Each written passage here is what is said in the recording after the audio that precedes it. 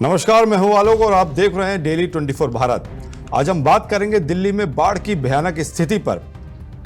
आप सब जानते हैं कि सितंबर 2025 में भारी बारिश ने दिल्ली को फिर से पानी में डुबो दिया है। यमुना नदी का जलस्तर खतरे के निशान के ऊपर चला गया है। घरों में पानी घुस गया है, सड़कें जलमग्न हो गई हैं और लोगों की जिंदगी मुश्किल हो गई है। लेकिन सवाल यह है, इस विकराल स्थिति का जिम्मेदार कौन है? क्या यह सिर्फ प्रकृति की मार है या इंसानी लापरवाही? खासकर पीडब्ल्यूडी यानी पब्लिक वर्क्स डिपार्टमेंट की भूमिका पर हम फोकस करेंगे, क्योंकि क्वेरी में यह साफ कहा गया है कि रिहायशी इलाकों में पानी घुसने और सड़कों के डूबने के पीछे पीडब्ल्यूडी की लापरवाही है। हम देखेंगे कि समय रहते पीडब्ल्यूडी क्या कर सकता था और इस बाढ़ से दिल्ली को कितना नुकसान हुआ है। तो पहले बात करते हैं दिल्ली की बाढ़ की मौजूदा स्थिति की। सितंबर 2025 की शुरुआत में ही भारी बारिश ने दिल्ली एनसीआर को बुरी तरह प्रभावित किया है। यमुना नदी का जलस्तर 207 मीटर तक पहुंच गया, जो खतरे के निशान से ऊपर है। गंगा ब्रह्मपुत्र बेसिन में भारी बारिश से पानी को रिलीज किया गया और हथनी कुंड बैराज से लाखों क्यूसेक पानी छोड़ा गया।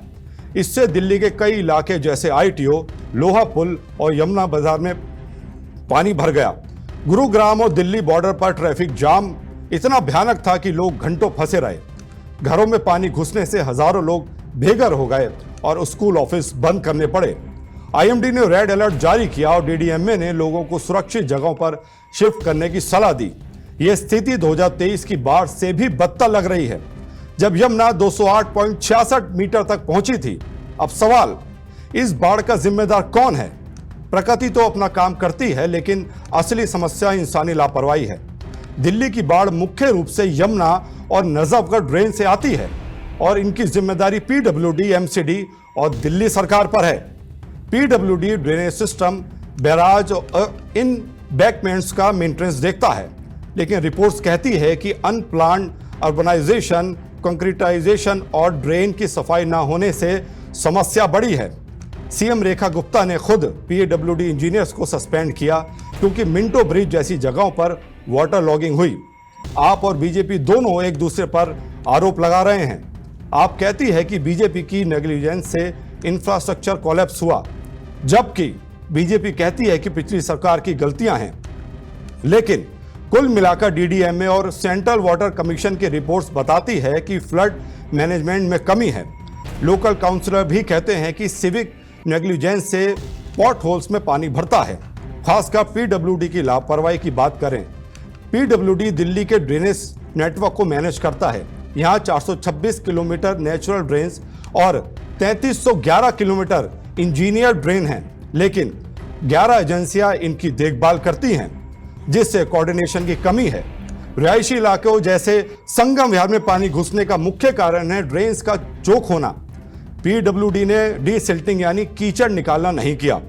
आईटीओ बैराज के गेट्स जाम हो गए और मोबाइल पंप्स समय पर डिप्लॉय नहीं हुए। मिंटो ब्रिज पर हर साल वाटर लॉगिंग होती है और इस बार सीएम ने जेई को सस्पेंड किया है। एक्सपर्ट्स कहते हैं कि यह मेन मेड नेग्लिजेंस है, जैसे कि एंटी फ्लड बंड्स का मेंटेनेंस ना होना और करप्शन। दिल्ली के सड़कों पर पानी भरने से ट्रैफिक कोलैप्स हो जाता है और यह पीडब्ल्यूडी की जिम्मेदारी है कि रोड्स और ड्रेन्स को साफ रखे। लेकिन अनप्लान्ड डेवलपमेंट से इंपीरियस सरफेस बढ़ गई जो पानी सोख नहीं पाती। अब सोचिए, समय रहते पीडब्ल्यूडी क्या व्यवस्था कर सकता था? प्रिवेंशन हमेशा बेहतर होता है। पीडब्ल्यूडी को मॉनसून से पहले ड्रेन्स की डीसिल्टिंग करनी चाहिए थी। पिछले 6 महीनों में काम किया जा सकता था। बैराज गेट्स को मेंटेन रखना, मोबाइल पंप्स और बोट्स डिप्लॉय करना, नोडल ऑफिसर अपॉइंट करना, यह सब पहले से प्लान हो सकता था। फ्लड फोरकास्टिंग को मजबूत बनाना, जैसे कि CWC से एडवांस वार्निंग लेना और लोगों को अलर्ट करना। रेन वाटर हार्वेस्टिंग और वाटर कंजर्वेशन को प्रमोट करना, ताकि पानी ग्राउंड में सोखे ना कि सड़कों पर बहे। इन बैकमेंट्स को स्ट्रॉन्ग बनाना, सप्लीमेंट्री ड्रेन बनाना और फ्लड प्लेन जोनिंग लागू करना, ये लॉन्ग टर्म मेजर्स हैं जो पीडब्ल्यूडी कर सकता था। अगर ये सब समय पर होता तो बाढ़ इतनी विकराल ना होती। एक्सपर्ट्स कहते हैं कि रिएक्टिव की बजाय प्रोएक्टिव अप्रोच जरूरी है। अब बात नुकसान की। दिल्ली में इस बाढ़ से कितना डैमेज हुआ? आर्थिक रूप से हजारों करोड़ का नुकसान अनुमानित है। घर डूबे, बिजनेस बंद, ट्रांसपोर्टेशन कोलैप्स 2025 में ही यमुना फ्लड से 25,000 से ज्यादा लोगों को इवैक्यूएट करना पड़ा, जैसे 2023 में हुआ था। रिहायशी इलाकों में पानी घुसने से फर्नीचर, इलेक्ट्रॉनिक्स खराब हुए और हेल्थ इश्यूज बढ़े, जैसे कि मच्छर बीमारियां। सड़कें जलमग्न होने से दिल्ली गुरुग्राम पर 7 से 8 किलोमीटर लंबा जाम हुआ। लोग 3 घंटे फंसे रहे। Infrastructure damage, bridges, roads, power grid प्रभावित हुए। कुल मिलाकर भारत में फ्लड से हर साल 12% एरिया प्रभावित होता है और दिल्ली जैसे शहरों में ये और ज्यादा होता है। देख रहे हैं आप क्या बुरा हाल है। बिल्कुल सही बात है। फैल सकता है। हाँ, बच्चे बैठे हुए हैं, हाँ, हाँ। विपरीत से परेशान हो चुके हैं। हाँ, इसके चक्कर में हमारा कितना नुकसान हो चुका है। तीनों मकानों की हालत देखिए क्या हो रही है। बिल्कुल सही बात है। पहले अच्छा निकासी थी पानी की, हाँ, हाँ। सिस्टम बनाया हुआ था, लेकिन हाँ। इन लोगों ने जब पत्ता बैठे इन लोगों ने बिल्कुल इसका बेड़ा गर्क कर दिया। ये पानी मट्टी खराब कर रखी है। पानी पहले दो बार निकलता था मंत्री और ने इसका किया। अच्छा। करती है। हाँ। पानी अच्छा।